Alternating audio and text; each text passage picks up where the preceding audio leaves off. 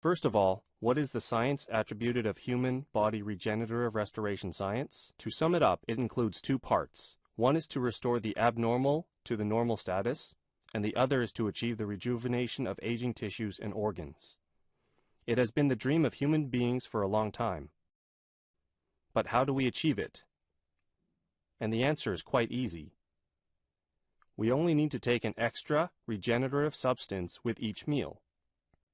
Then the human body's congenial regenerative potential can be activated by the regenerative substance, and regenerative cells are induced in situ.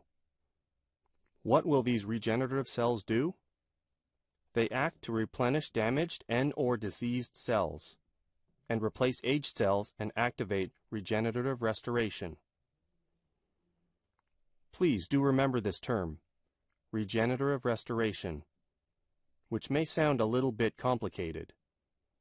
But when you review the phases, restore the abnormal organs into normal status, this is regenerative restoration. And to replace aging cells with regenerative cells means rejuvenation.